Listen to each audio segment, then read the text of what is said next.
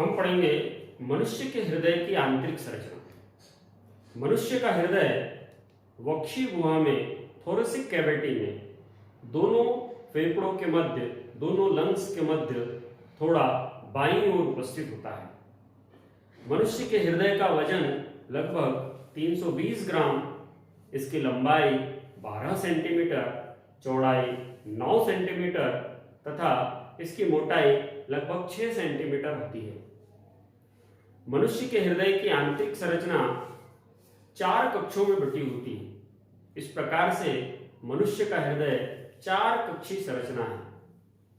मनुष्य के हृदय को सर्कुलेटरी सिस्टम, परिसंचरण तंत्र की पंपिंग मशीन कहा जाता है। हृदय का कार्य होता है शुद्ध एवं अशुद्ध रक्त को शरीर के भागों में पंप करना। मनुष्य के हृदय में दाईं ओर की संरचना दायां लिंब, नीचे की संरचना दायां निलय, बाईं ओर की ऊपर वाली संरचना बायां लिंब, नीचे वाली संरचना बायां निलय कहलाती है। दाएं अलिंद एवं बाएं अलिंद को पृथक करने वाली संरचना अंतर अलिंद पट कहलाती है। इसी प्रकार दाएं निलय और बाएं निलय को पृथक करने वाली संरचना अंतर निलय पट कहलाती है। इसी तरह से दाएं अलिंद और दाएं निलय के मध्य पाई जाने वाली संरचना कहलाती है त्रिवल्ली कपाट। ये वाल्व होते हैं। इसी प्रकार बाएं अलिंद और बाएं निलय को पृथक करने वाली संरचना द्विवल्ली कपाट या इसको बाइकस्पिड वाल्व कहा जाता है। तो इसी प्रकार से दोनों अलिंद और दोनों निलय को पृथक करने वाली संरचनाओं में 2 वाल्व हैं, ट्राइकस्पिड वाल्व एवं बाइकस्पिड वाल्व उपस्थित होते हैं। इसी प्रकार मनुष्य के हृदय में अशुद्ध रक्त को शरीर के विभिन्न भागों से एकत्रित करके लाने वाली संरचना कहलाती है अग्र महाशिरा। यह अग्र महाशिरा हृदय के ऊपर वाले अंगों से अशुद्ध रक्त को दाएं अलिंद में लेकर आती है। इसी प्रकार से हृदय के नीचे वाले अंगों से जितना भी अशुद्ध रक्त होता है पश्च महाशिरा के द्वारा इसको दाएं अलिंद में पहुंचाया जाता है। इस प्रकार से दाएं अलिंद में अशुद्ध रक्त उपस्थित होता है।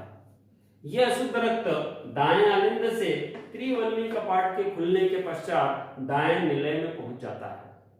यह अशुद्ध रक्त यहां से ऊपर की ओर गति करता है। ऊपर की ओर गति करने के पश्चात ये अशुद्ध रक्त यहां से शरीर के पल्मोनरी धमनी के माध्यम से हमारे दोनों लंग्स में, दोनों फेफड़ों में पहुंचा दिया जाता है, जहां पर रक्त का शुद्धिकरण होता है। रक्त का शुद्धिकरण से तात्पर्य है रक्त में उपस्थित कार्बन डाइऑक्साइड निकाल ली जाती है और उसमें ऑक्सीजन ऑक्सीहीमोग्लोबिन के रूप में जोड़ दी जाती है। इस प्रकार से दोनों पल्मोनरी धमनी, दाईं पल्मोनरी धमनी और बाईं पल्मोनरी धमनी अशुद्ध रक्त का परिवहन करती है, दाएं लंग्स में और बाएं लंग्स में अशुद्ध रक्त को लेकर जाती है।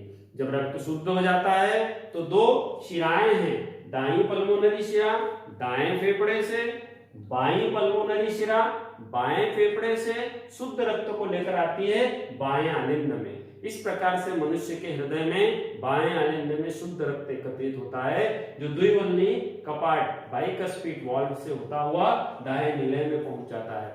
ये शुद्ध रक्त यहां से महाधमनी के द्वारा शरीर के विभिन्न भागों में डिस्ट्रीब्यूट कर दिया जाता है। इस प्रकार से शुद्ध रक्त शरीर के विभिन्न भागों में पहुंचा दिया जाता है। मनुष्य के हृदय में लगभग 75 बार स्पंदन पाया जाता है 1 मिनट में, अर्थात 0.8 सेकेंड में मनुष्य का हृदय एक बार वर्क कर लेता है, या एक चक्र जो है जिसको हम हृदय चक्र कहते हैं वो पूर्ण हो जाता है।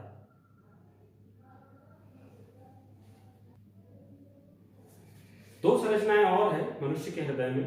एक को कहा जाता है एसे नोड, ये पेसमेकर होता है।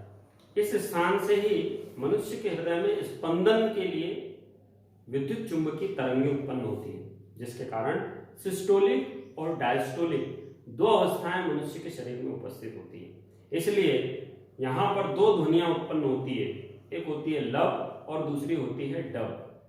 जब त्रिवल्ली और द्विवल्ली कपाट बंद होते हैं तब पहली ध्वनि होती है, इसको कहते हैं लब।